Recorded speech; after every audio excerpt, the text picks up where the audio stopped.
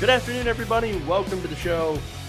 Around the nation right here, KYT Nation. Jeff Walder here with you on this Friday afternoon. Welcome to the show. Got a good show for you guys today. We're going to have a little bit of fun. We're going to talk about Donald Trump tries to buy Greenland. Hilarious. Then we have Donald Trump trying to fat shame a protester, and then, oops, it's a MAGA guy. And we have response to that, by the way. So that's fun, also ridiculous. Then we've got Lou Dobbs on what happened on Wednesday. So obviously there's a lot of stuff that happened on Wednesday, but there was a protest, an anti-ICE protest led by a Jewish group.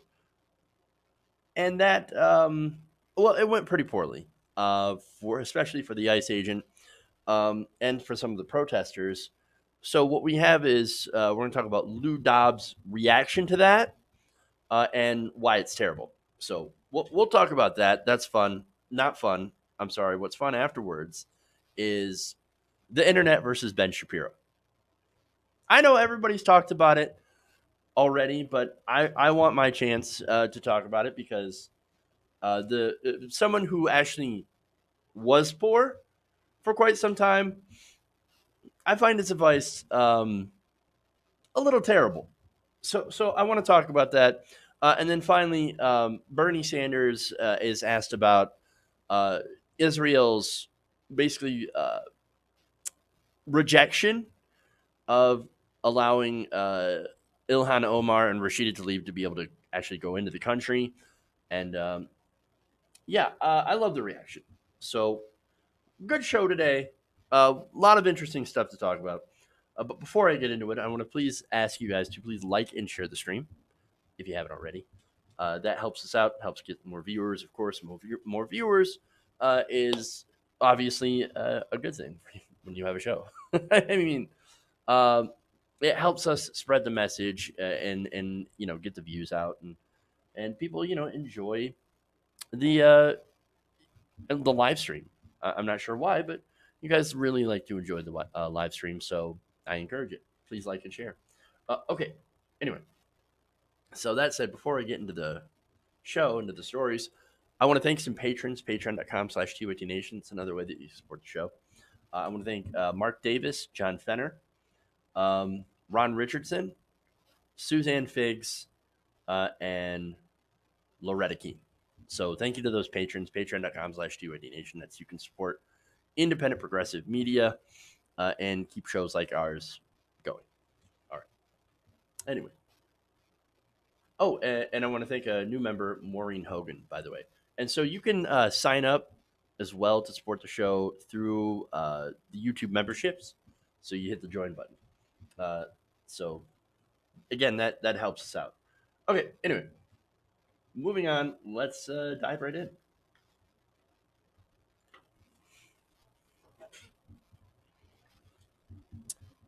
The country of Denmark is mocking President Donald Trump over his apparent interest in trying to buy the island of Greenland.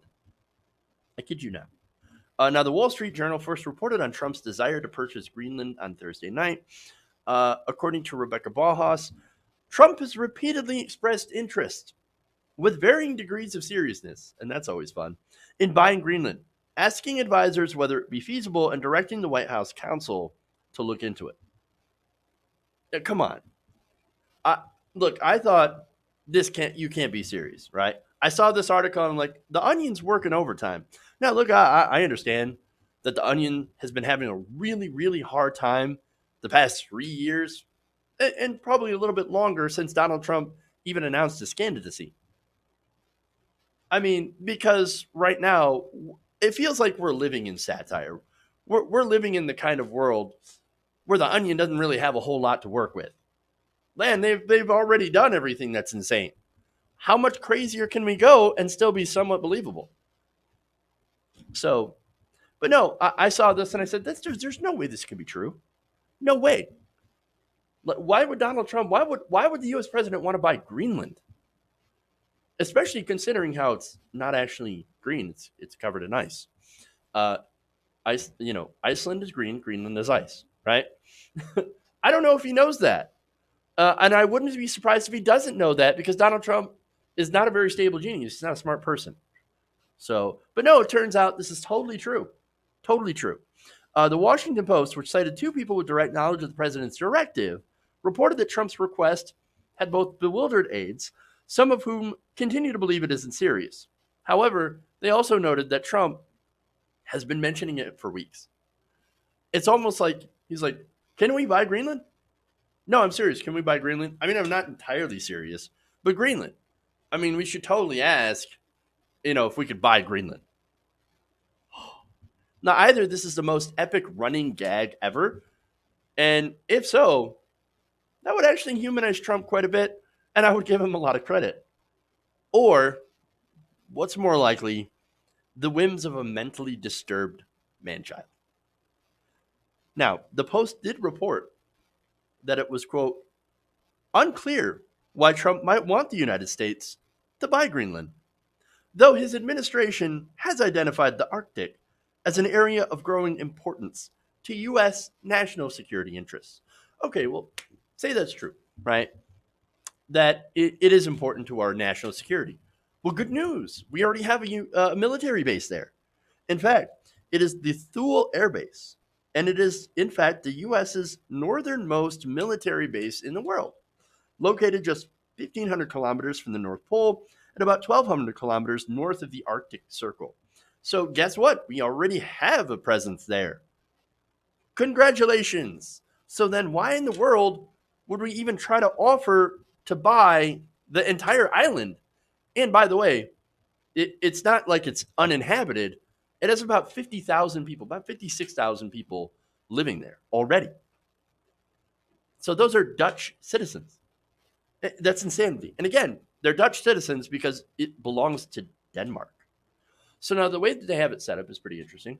It's a semi-autonomous government. The local government makes a majority of the policy, right? And it leaves foreign policy and security to the capital of Copenhagen, which is in Denmark. So now, here's the funny thing, right? If Denmark were even willing to sell, and they're not, what would an arrangement even look like? And that's the curious question, right? The other thing is, don't we already have island territories to look after? Like Puerto Rico? Maybe we should, before we even consider trying to buy other islands, maybe we should take care of the ones that we already have. Again, Puerto Rico. Again, the whole thing's ridiculous, right? But here's the Danish response, and you're going to love this. Now, this is Soren Espersen, foreign affairs spokesman for the Danish People's Party, talking to local broadcaster DR, quote, if he's truly contemplating this, then this is the final proof that he has gone mad. The thought of Denmark selling 50,000 citizens to the United States is completely ridiculous. And by the way, if you're a Danish citizen, that would be a bit of a downgrade. Now, again, the reason I say that, it's not to knock on the United States, even though it sounds like it, right? But let's look at the facts. Denmark is a flourishing social democracy. All citizens enjoy universal health care, free or low-cost college, and a very high standard of living. Going to America, becoming an American citizen, would be a downgrade. Because, the United States has quite a bit of problems that only progressives seem to be worried about and actually wanting to provide real solutions to. Now, there's more here. Got a quote here from Martin Lidegaard of the Danish Social Liberal Party.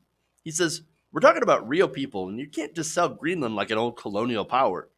But what we can take seriously is the U.S. stakes in an interest in the Arctic is significantly on the rise. Why?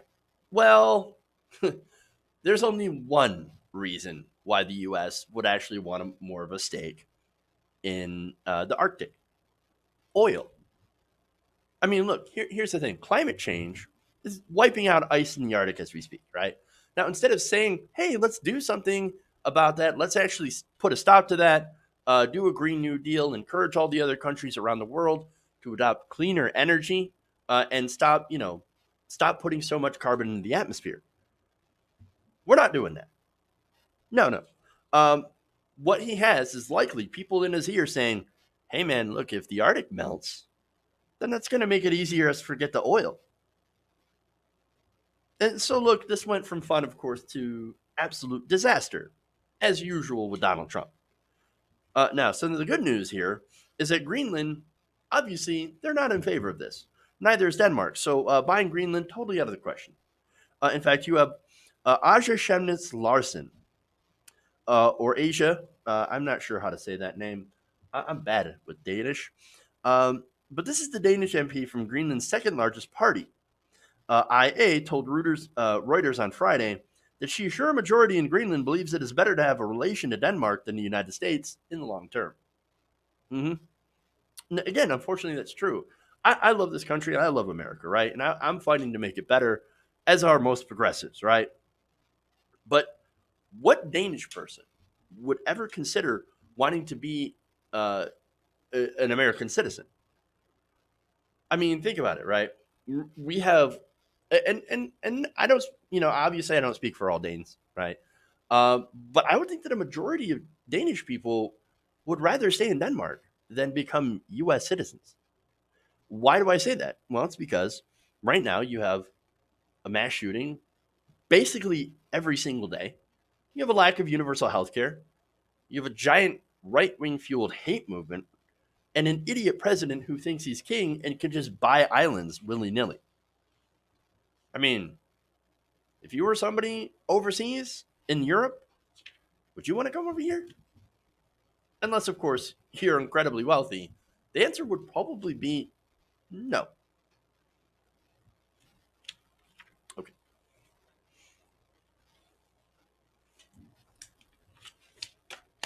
Okay.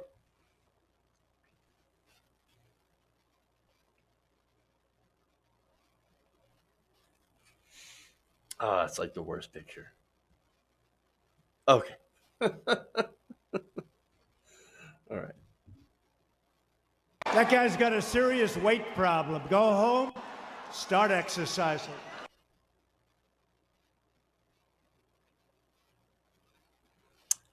So that was President Donald Trump apparently fat shaming somebody in the crowd, allegedly a protester.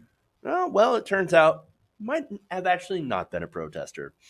So now this was during a campaign rally in New Hampshire. So again, it was reported originally that this guy was a protester. Now there were protests during this speech, but interestingly enough, a lot of the protesters were actually very thin, whereas this guy, who was a Trump supporter, turned out to be not quite as thin. And interestingly enough, Trump immediately went to that guy and said, "Oh, he must be a protester. Therefore, I'm going to say all these terrible things." Now, the man Trump had mocked, actually, according to the AP, had been wearing a Trump 2020 shirt and shook his fist in support of the president. Now, that man is named Frank Dawson, and after this whole thing happened, he was interviewed by Fox News, and he said he was actually not upset at being mocked by Mr. Trump. He said, "I think he thought I was part of it, but I wasn't. Everything's good. I love the guy. He's the best thing that ever happened to this country." So now that I give you that context, I want to show you the rest of that video, the rest of that encounter, and you see what our president says. That guy's got a serious weight problem. Go home, start exercising. Get him out of here, please.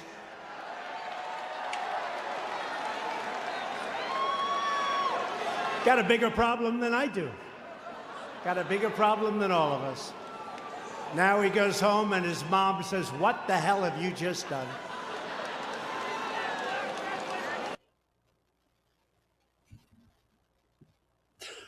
Okay. Now, not long after that, by the way, he said, "Our movement is based on love. Feel the love." So, again, what's funny about this is the hypocrisy, right? So now Donald Trump, he says, "Go home and exercise." But wait, Trump hates exercise. In fact, he's not only hates exercise, but he's also not the thinnest person in the world. And this is coming from someone who was also not the thinnest person in the world. And his diet consists of mostly fast food and Diet Coke. And if you can remember, the reason that he doesn't exercise is during the election, the Washington Post, this was back in 2016, they did a biography of the president, which noted that Trump had given up athletics after college because, quote, he believed the human body was like a battery with a finite amount of energy, which exercise only depletes. So now Trump tells this guy, go home and exercise. Go home. You've got even more of a problem than I do. Oh, really? So could you just say that the president just told this guy to kill himself? Because again, if exercise depletes your life battery, then in Trump's world, telling someone to exercise is tantamount to saying, go kill yourself. At least go kill yourself faster. Maybe, I don't know, maybe that's a stretch. All right. But look, it's obviously comical to have someone who isn't in the best shape attacking their own supporter for not being in the best shape. It's kind of that whole idea that maybe you shouldn't throw stones if you live in a glass house. But it is problematic because, again, we have a president who fat shames people all the time. It is obviously unacceptable no matter who you are. Those are real human beings here, and fat shaming people, totally not cool. But it's on brand for someone like President Trump because he is not only a bully, but he's a child.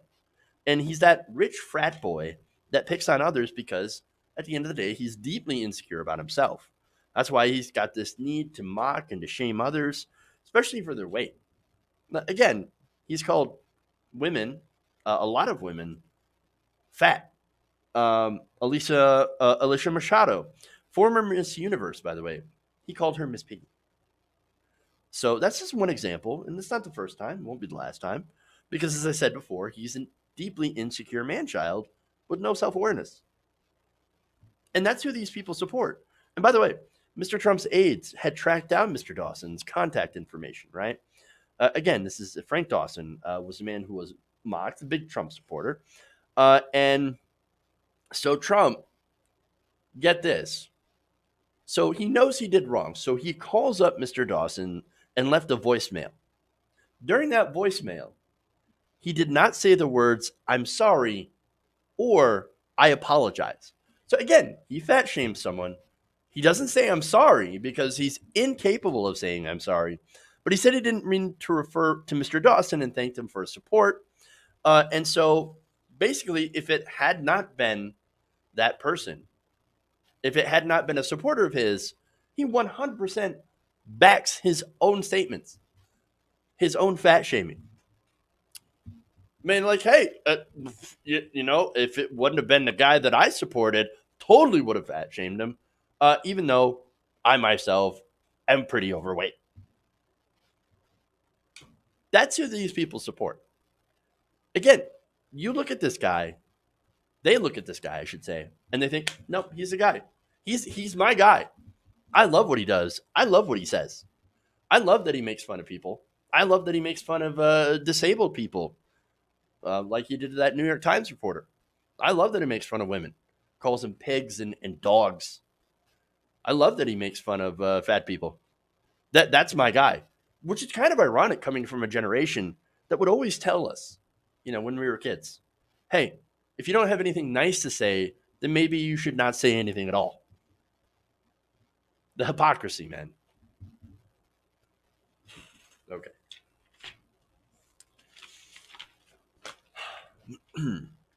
Moving on.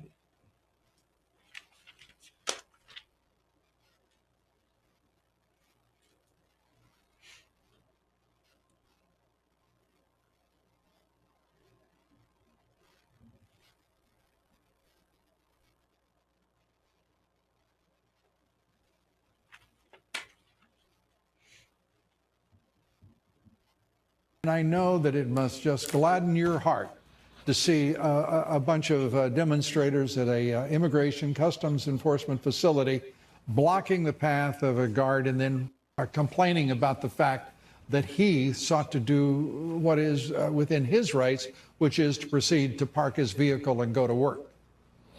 Well, exactly. Look, first of all, there's a lot of protesters nationwide showing up for ICE facilities, and it makes you wonder if they even got a job. But besides this, they got to understand ICE employees, especially our contractors that run our facilities for us, they're on edge, Lou. And I don't want to happen in this incident, but our employees are on edge.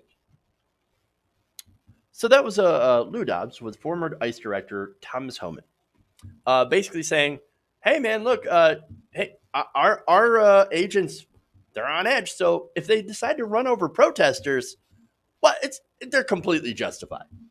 Oh, so now this basically happened on Wednesday night, where there was a group of young Jewish protesters. They were from a group called Never Again Action. They decided to protest outside the Wyatt Detention Facility in Central Falls, Rhode Island. So now, in the midst of their protest, they blocked an entrance to an ICE facility, and where there was this man who tried to, get in to go to work, basically ran in full bore into these protesters. And there's video, of course, showing that. Now, again, during the video, the protesters surround the car. They chanted shame. And then, in response, the man accelerated, driving the car straight to the protesters, and then injuring several of them. In fact, one of the leaders, Mr. Rugenberg, said that two of the protesters who had been struck, were brought to the hospital. One had suffered a fractured leg and back injuries. So that's the result of this. And they're saying, oh, no, here's what we're going to do. If we feel scared at all as an ICE agent or as a prison guard or whatever, and we don't like these protests and we're scared, then that gives us license to run you over. Now, I don't think that's how that's supposed to work. So now, again, that's one of the main problems. And here you have, obviously, Lou Dobbs, one of the president's biggest defenders, saying, oh, no, that's fine. Hey, man, he just had to go to work. He was just going to work. And these very dangerous, very scary, peaceful protesters. Did I say peaceful? I didn't mean peaceful. They surrounded the truck, so that gave me 100% license to go and run them over. But they weren't violent. They weren't dangerous. Yes, they were chanting shame, because guess what? What we're doing right now in those facilities is shameful. We're keeping people in basically jails, in baby jails, okay? And so, yeah, them actually doing a protest is not licensed for you to run them down. So this is horrible. Now, what else is horrible is here we had the police response, right? So now the police apparently did not intervene. The man has not been arrested at all for doing actual bodily harm and injury to some of these protesters. He just went in, he went right to work. And not only that, but just moments after, several other prison guards approached the protesters. And, well, did they help? Again, there were people that were injured that had to go to the hospital. Did these prison guards then go try to help people up? No, they pepper sprayed them right afterwards. Come on, man. You didn't offer to help the injured. No, instead, you did more damage. Now, of course, the right, is immediately going to say, but he was in danger. He had to do it. Again, I can understand being scared, right? But that doesn't give you the right to run people over, especially if they're not being violent, because this is a nonviolent protest. But Jeff, you don't understand. This protest was super inconvenient. I mean, you literally stopped a man going to work. I mean, how dare you? Well, that's kind of the point. Protests are not supposed to be accommodating or convenient, or else it's not a good protest. And look, let me put this into perspective, right? America actually has some of the most weak sauce protests that we can ever think of, compared to the rest of the world. In France, they literally set things on fire. If the government even dares to do something that people don't like, they set stuff on fire. Here in America, again, we have the most weak sauce, super nice, let's get a permit, Protests. There are soccer fans that are far more dangerous protesters than the protesters here in America. And look, these protests make sense because what our government is doing right now is caging children. And look, now since this happened and you got it on video, there were a lot of outrage, right? Again, Aaron Rugenberg, right? He's the organizer of the group and a former Rhode Island state representative. He talked to BuzzFeed. He told them this. He very clearly and deliberately drove a truck into a line of demonstrators.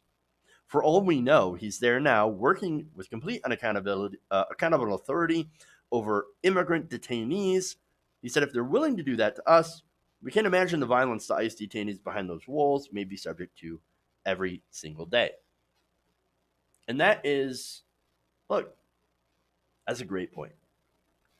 If they're willing to run over Jewish protesters, which, by the way, nobody's saying how anti-Semitic is this guy. Nobody's bringing out that charge, right?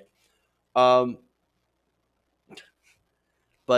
I mean, think about that. If they're willing to do that to protesters, what are they doing to the people inside? Come on, we've seen all sorts of terrible abuse that these ICE agents, that border agents as well, inflict on the people that are supposed to be in their care. That's why so many people have died under Border Patrol custody. And I understand that some people, come there and they're, dehydrated and they're, hurt or they're sick from the travel. I understand that. But then there's also negligence. There's also treating people as if they're subhuman, putting people in places called the fridge or the dog pound, right? Where, children are kept in open air cages outside in the Arizona heat, or throwing people in places that are with the ambient temperature of 55 degrees with a little metal foil blanket or aluminum blanket. I mean, come on. Not allowing them to have, things like soap and toothpaste, which, by the way, thankfully the Trump administration lost their case because they were arguing that, no, those migrants don't deserve that stuff that would help have a safe and sanitary condition. They argued that we shouldn't have to give them soap, toothbrushes, or beds. I mean, that is ridiculous and absolutely horrifying to see the government take the side of, hey, man, we're going to throw these people in prison, and then we're going to allow disease to fester. We're going to allow people to be dirty. We're going to allow people to, not be taken care of, even though it is our choice to have taken them and put them into these conditions. We don't have to take care of them, though. No, that's horrible. That's awful. And running over protesters, also horrible. And I cannot believe that we're actually doing this, that our ICE agents are doing. Not only that, but there are people on Fox News that are literally defending this crap. Now, look, I guess you could defend ICE, sort of, without having to defend stuff like this, because this is fascist stuff. I mean, fascists run over peaceful protesters. And then the cops, instead of protecting the protesters, then do nothing. They just sit there and they watch while other prison guards, come out and pepper spray the protesters after they got ran over. And again, the police response, worse, right? Never Again Action organizer Amy Anthony said this of the police, quote, "They were not very involved. I have to say, they didn't approach the truck or the driver, and I didn't see them speak with the driver at all. Police did not take statements from injured people, even though many of them asked to give them." You know why? It's because they don't actually care. They don't care at all. The people on Fox News, they don't care that we nearly had another Heather Heyer incident. In fact, they're cheering this on. And they're saying, well, obviously, you would be scared if a bunch of people, Jewish protesters, surrounded you too. No, all they want to do is defend the Trump establishment against the people. They want to defend the terrible things that ICE does, which we don't need to be doing. And by the way, we don't need ICE. We have Border Patrol, but Border Patrol is infested by racists. So what we need to get rid of ICE, dismantle it. We never needed it. We didn't need it. back when it was instituted in 2000s. We also need to completely gut and retrain Border Patrol agents. Right now, there's a Facebook group with tens of thousands of current and former Border Patrol agents that are saying some of the most racist, vile things. Get rid of them all, eliminate them, and actually bring in a Border Patrol force, hire a Border Patrol force that is completely new and retrain them to actually treat these people with humanity. And then, obviously, we need to create a humane immigration system that doesn't treat these people as if they're, you know, second class humans or subhuman, but that we actually treat them with dignity and respect as we would expect to be treated. Because who knows? Maybe one day we'll be the refugees, we'll be the migrants. Okay. All right, I'm going to take a break. We'll come back. We have the internet versus Ben Shapiro and Bernie Sanders. So stay right here. We'll be back. Stay right here. We'll be back. Please send your super chats, etc., and we'll see you in a couple minutes.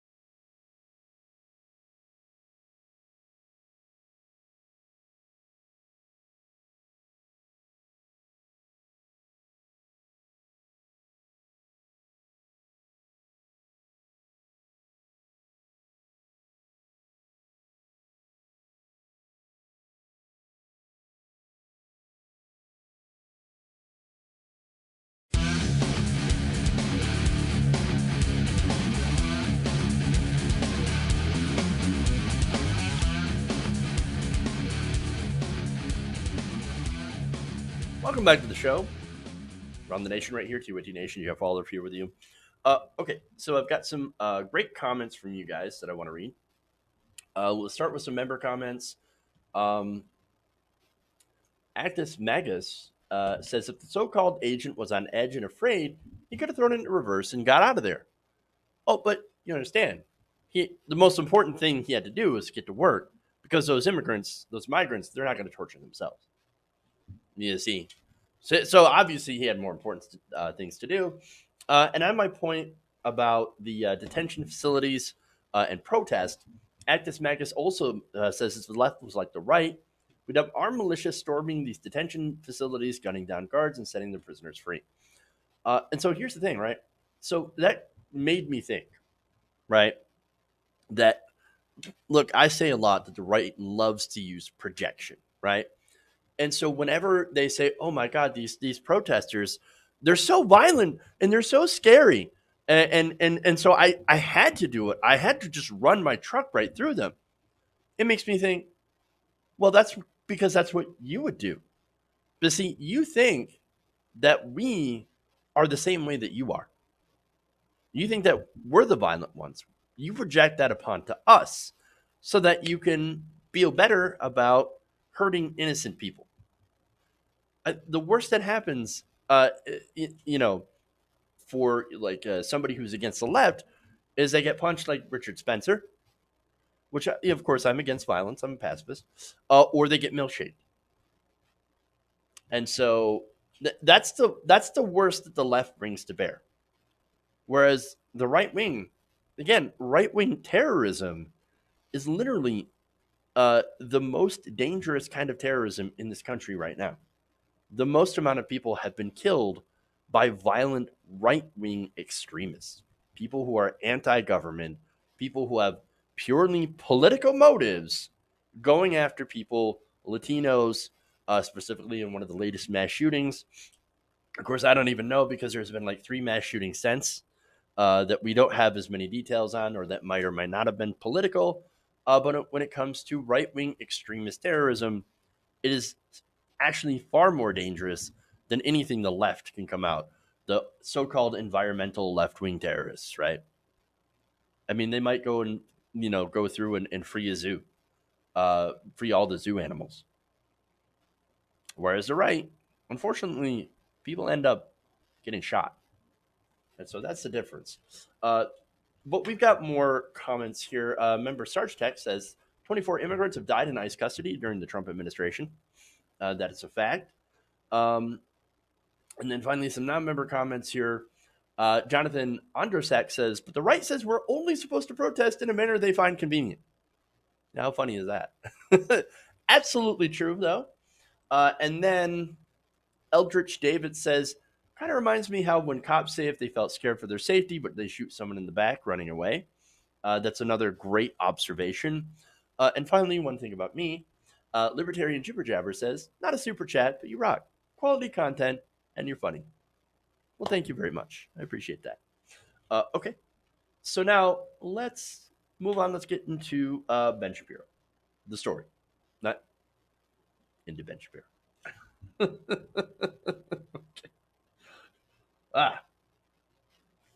Here we go. He's a real intellectual, guys. Prepare to feel owned if you're a lib.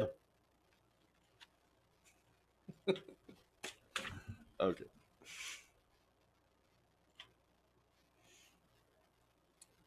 What just happened?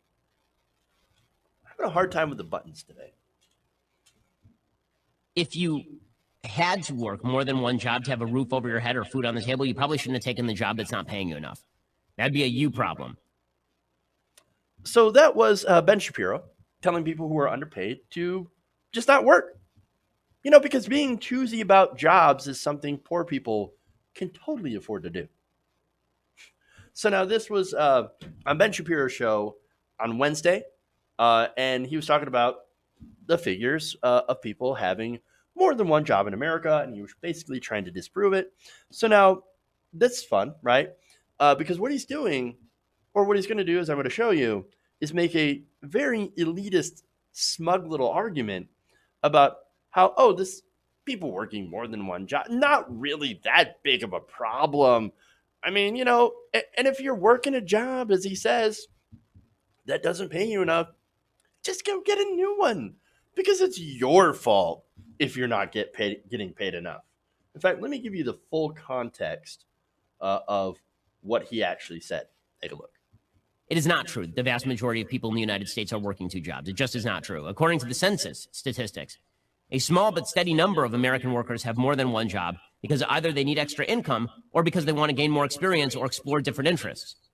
There's a recently released U.S. Census Bureau report, and apparently what it found is that approximately 8.3%, this is as of 2013, so it's actually lower now, 8.3% of workers had more than one job.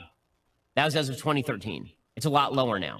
So this notion that there are just tons and tons of people who are working multiple jobs, it is not really true. It's not actually the reality. In May, 5% of Americans had multiple jobs. 5%. That's really what's bringing down the unemployment rate, is those 5% of workers who have multiple jobs.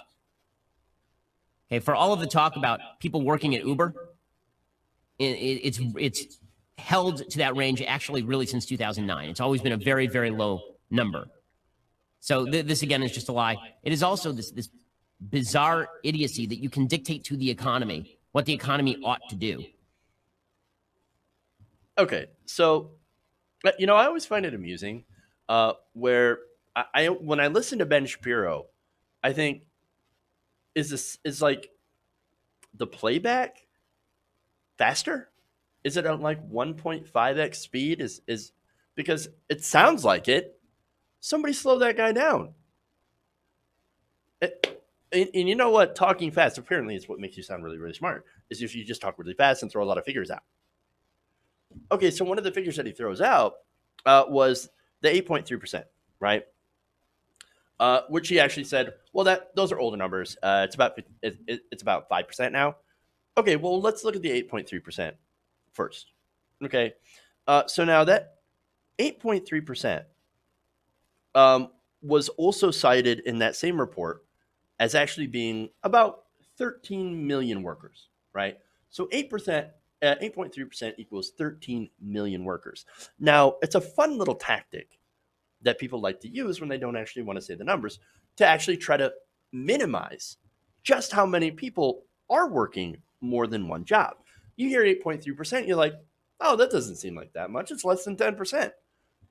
But then you hear 13 million, which is actually how many workers were cited in that 2013 report. Now it's obviously probably around a little less than 10 million workers.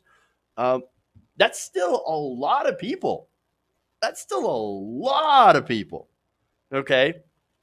So again, it's a fun little tactic, and they love to use that because he's so very, very smart. And us libs, of course, are super owned after hearing that, right? So now the other argument is, if you don't like your job, well, then just choose another one, right? Oh, that's super easy. And then, by the way, don't work until you find a new one. Well, now wait a minute here, because then the same conservatives will get angry at you for not having a job. No, you don't understand. I'm going to be on welfare for a while I search for a new job that actually pays me enough. Oh, now, hey, not like that. No. We told you to not go on welfare or anything. But why don't you just take any job? Again, there's no logic here. And they call themselves the intellectual dark web. The intellectuals, right? But anyway, this is Ben Shapiro's why don't they just eat cake moment. Again, it's super elitist and super smug, just like Ben Shapiro. So you're going to tell poor people, right? People who may be working their way through college, by the way, or who have worked through college but can't get into their field because, maybe they're not lucky enough to be able to get, to afford to have an unpaid internship, by the way, to get experience in order to get a good job in their field. You see, and the reason they can't do that is because, well, you can't just take an unpaid internship and also expect to be able to eat at the same time. Or the person who decided, I'm not going to take on this college loan debt. It's too much. You don't really get anything for it. But then these people are not able to break into higher paying fields. So they can't get a good job in the economy. So they're stuck working 2 jobs, but at least, hey, they don't have the student loan debt. So Ben Shapiro is going to tell all those different people, it's on you. That's your fault. Not at all on the employers, who, by the way, even though corporations are the most profitable they've ever been in world history, that it's not their fault that they pay such low substandard wages to make sure that, you know, people can't afford the rent, can't afford to pay their student loans if they have them, medical debt, etc., that they basically can't afford to live on only one job. That's who Ben Shapiro is. That's what he does. Hey, Ben, not all of us can take Coke money to spew BS on college campuses. That is in favor of the rich. Not all of us are that low to be able to try to take that job. But hey, here's what we can do, right? Those workers who, don't, make enough money. There is something that they can do in the workplace. It's called form a union.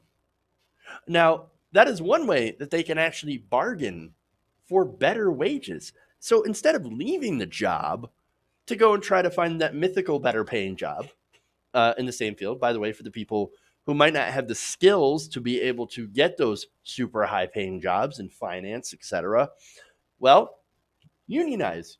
Get together with your fellow worker and say, you know what, we're not going to take this crap anymore. I want to bargain with the bosses so that we can get a fairer wage, that we can come to an agreement where you're still profitable as a corporation, but we are also getting a larger share of income for our labor. Now, conservatives look at that and say, oh, no, that's not what we wanted you to do. No. All we want you to do is just be at the mercy of the giant corporations that sign my paychecks. So now, look, here's the other thing, right? So the other part of the argument he makes is, look, either you find another job that pays you more, which we just talked about, or here's the other conservative argument: don't live beyond your means. Oh, you're living beyond. You got a coffee at Starbucks last week, and it was the only one that you got, but that was $4 that you should have spent, and now look, spent on something else. And now look, see, you completely wrecked it by going out and getting that one coffee. How dare you? You suck at money management. That's their argument. You spent too much. How dare you go out and get something to eat that isn't ramen and rice? No. You must eat beans and rice and ramen all the time. Because either that, or you're going to sit there and whine that you don't make enough money. No, suck it up. Here's some bootstraps. God, that's their argument, right? You know that over half the country cannot afford a $400 emergency. And that is not because of personal choices. These are people that are not living high on the hog. These are working people, 1 or 2 jobs, right? And by the way, there is no place in America that you can work a minimum wage job and actually afford a place to live. You just can't. You also have rising healthcare costs, right? Pharmaceutical, basically drugs, right? Life-saving drugs, things like insulin that people cannot afford. And then not only do you have the rising costs of goods and services, but you also have no significant wage hikes in decades. The last minimum wage hike went from $5.25 to $7.25. That was it. That was over a decade ago. You have what little wage growth, at least under the Trump administration, that has been basically eaten up by inflation. You have all those factors, and yet no, Shapiro and Republicans and the conservatives, they say, oh no, it's the people's fault because they are living too far beyond their means. BS. Obviously, this didn't go well over the rest of the country. So let me give you some Twitter responses to this, because this is fun. Cat Black says, this is what a spoiled rich kid says. So disconnected from reality because daddy paid his way. Sometimes I feel sorry for how these people don't truly know nor understand real hard work. Ryan Cooper said conservative intellectuals have one and only job: blame individuals for problems very obviously caused by external circumstance. And of course, to prevent people from fixing that circumstance. And Wheaton says, goodness, someone so disconnected from reality has no idea why people need to work 2 jobs. Poor little fella. Oh, don't worry, Anne. He's doing just fine. Ben is.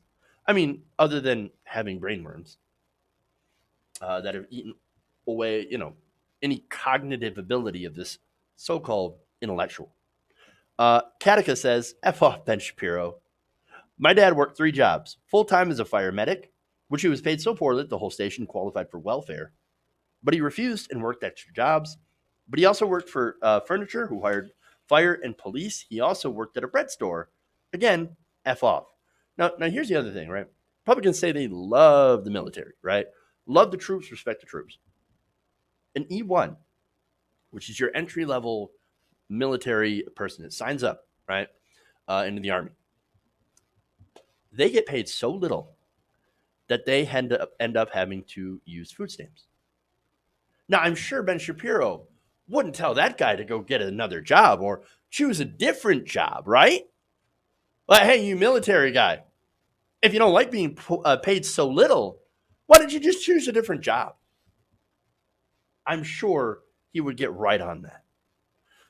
Now, Sabin O'Leary says, right-wingers, if your pay sucks, you should ask for a raise. Workers, unionize to agitate for better wages. Right-wingers, not like that, as I said earlier. Jen Aravosa says, show this to every voter who isn't sure how to vote next year. This is the Republican Party, which is true. Sugar says, this comment reeks of stupidity. Under this rationale, no restaurant bathroom would be clean, no table would be bussed, and there wouldn't be a single teacher in America. Ben Shapiro, you suck at this. That's a wonderful comment as well. Because again, if we took everybody who did these service sector jobs that do not pay very well, that pay the minimum wage or that pay $10 an hour, right, which is not enough for anyone to survive anywhere, almost anywhere, and you said, hey, leave your job if you don't like it, well, then nothing would get done. You'd pull into Taco Bell, nobody would be able to have your, order ready for your 4th meal. Nobody would have your cheeseburger. It just wouldn't happen. Business would fall apart without these workers. And so that's one thing that Shapiro and the rest of these conservatives, they never understand. Business would fall apart without workers. So maybe we need to actually respect workers for what the work that they do. And you can start by paying them fairly to where they don't have to starve and work more than one job to just pay the rent. There's more. Dylan Matthews said, I'm almost certainly being too credulous, but how does this kind of mental model develop? How do you get so far removed from the labor market that you think there's a limitless supply of good paying full-time jobs, regardless of your skill set? That's another great question. Mara Quint says Shapiro thinks Christmas Carol is a tragedy. And Molly Jong Fast said, shaming people for being poor, real classy move.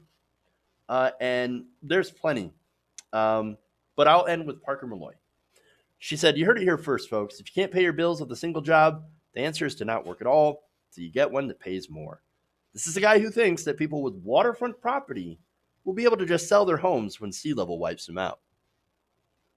The reason I point that out, that tweet specifically, because it points out how ridiculous the so-called intellectuals on the right really are. Okay. So let's go to Bernie Sanders.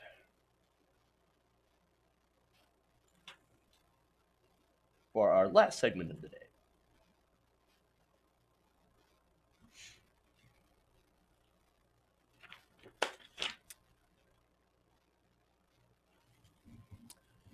So recently, Senator Bernie Sanders came out in strong defense of Representative Rashida Tlaib and Representatives Ilhan Omar over Israel's decision to deny them entry into the country. So now this is something that a lot of Congress people do. They go and they visit Israel. Chuck Schumer does this annual, I believe, Israel trip. The right wing goes to Israel all the time. And so, here's Ilhan Omar, who's a Muslim, Rashida Tlaib, also wanting to go to the country to see what's going on.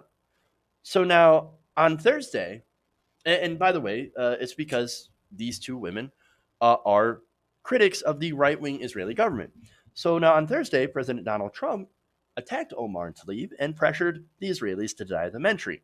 Shortly after, Netanyahu announced, we're going to do this, that. We're going to keep those two out of the country. So think about this, right? Israel's supposed U.S. ally. And yet these two congresswomen, because they have been critical, they have been vocal of the right-wing government of Israel, are now banned from coming into the country. So Netanyahu basically pulled a Donald Trump move right in that regard. So now Bernie Sanders, who again is Jewish, right? He has decided that this is not going to stand, and he had this to say. Well, I wish I could tell you, Ali, that I am shocked. I am not. We have a president who tragically is a racist, is a xenophobe, and who is a religious bigot. But the idea that a member of the United States Congress cannot visit a nation, which, by the way, we support to the tune of billions and billions of dollars, is clearly an outrage. And if Israel doesn't want members of the United States Congress to visit their country to get a firsthand look at what's going on, and I've been there many, many times, but if he doesn't want members to visit, maybe he can respectfully decline the billions of dollars that we give to Israel. Damn. Nobody has ever actually said that on TV. Again, we give Israel billions of dollars in so-called aid, right? And they use that, of course, to build up their military. We basically paid for Iron Dome, which stops any sort of rocket attacks. I know there are rocket attacks that come out of Palestinian areas. But again, if you look at the sophistication, thanks in part to U.S. Investment versus the unsophistication of the attacks coming from from Hamas, well, they're not even equal. The show of force is not at all equal. Basically, they're throwing essentially rocks, whereas they have the Israelis have these incredibly expensive, gigantic missiles paid for by the U.S. taxpayer. So now that's a bit of a problem. Now, here's the thing. There was a point in Israel's history where they did need that money, right? They were beset on all sides with nations that were very, very hostile to them, that wanted to destroy them, right? Nowadays, thanks to us, partly, they're a regional power. And unfortunately, they're also under right-wing leadership. And since they are under right-wing leadership, they're using their regional power not for good things, not to promote peace, but to promote conflict, to promote war, because that's how right-wingers tend to stay in power. So now they're oppressing Palestinians in the West Bank, of course, and they're also trying to push the United States into a war with Iran. Now, I much preferred the left-wing government of Israel, but we haven't seen that in a long time. And the left-wing government of Israel actually cared about peace. So now Bernie Sanders is saying, hey, look, we give all this money to Israel, right? What if we were to leverage that to start maybe having Israel go back into the direction of peace, to have people sit down? In fact, Sanders said this. He said, we need a Middle East policy which is even-handed, which protects the independence and the safety of Israel, but also shows respect to the Palestinian people, many of whom in Gaza and elsewhere are suffering incredibly. Unemployment rate off the charts. People cannot leave their community. Basically, they live in an open-air prison, essentially. And what I think, he said, that the United States should be doing, especially with the enormous amount of money we're spending there, is to demand that Israel and the Palestinian leadership sit down and start working out their differences and create a peace in that troubled region. Which is absolutely right, by the way. Bernie Sanders is basically the only person that's running for office that talks about this, that actually is brave enough to stand up to the right-wing government of Israel and its backers in the U.S. government. Now, it probably helps that he's Jewish, right? But even so, the charges of anti-Semitism continue to fly everywhere. And look, a lot of the critics don't actually mention that Bernie Sanders is Jewish. I wonder why. Maybe because it helps their case and tries to take away from his. But here's the thing. We need boldness on this issue because right now, Israel is ironically doing things to the Palestinians that had once been done to them. Now, if you don't see that, it's because you don't want to see that. And then, of course, there are people that are afraid of speaking out against that right-wing government for fear of being labeled anti-Semitic. And that's what's happened to Rashida Tlaib and Ilhan Omar whenever they criticize the Israeli government, and pretty much anyone else who criticizes the actions of the Israeli government, and they're setting up basically what is an apartheid state. Now, since then, right, Israel has granted Tlaib permission to visit, but with one caveat, that she not express her support for BDS. Now, what is BDS? That is boycott and divestment, basically. That's basically saying that we're not going to buy Israeli products. So that whole purpose of that is to say, look, we're going to vote for our wallet, or I'm sorry, we're going to vote with our wallet to make sure that you get the message that what you're doing right now is not good. That is a purely non-violent action. Now, critics of BDS say, "Oh no, that's anti-Semitic." No, you're literally voting with your wallet and saying, "We're not going to accept what you're doing." How is that anti-Semitic? Stop doing, oppressing the Palestinian people. Work out a peace agreement. Work towards a two-state solution, and you will not be boycotted anymore. I mean, again, whether you support BDS or not, we should at least, affirm people's right to be able to vote with their wallet without being called anti-Semitic. But anyway, her response to this, right, to that, I guess, attempted intimidation, and that's what this is, right? Because Rashida Tlaib has a family in the Palestinian area. She has her grandma. And so she wanted to go visit her family there. And so they said, well, you can come, but you got to give up everything that you are, everything that you believe in when it comes to BDS. Only then will we allow you to travel through our country. Her response was great because it's a flat out no. She said, quote, when I won, it gave the Palestinian people hope that someone will finally speak the truth about the inhumane conditions.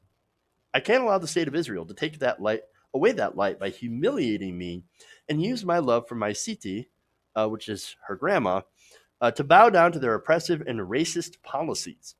Silencing me and treating me like a criminal is not what she wants for me. It would kill a piece of me. That is why I love bold progressives.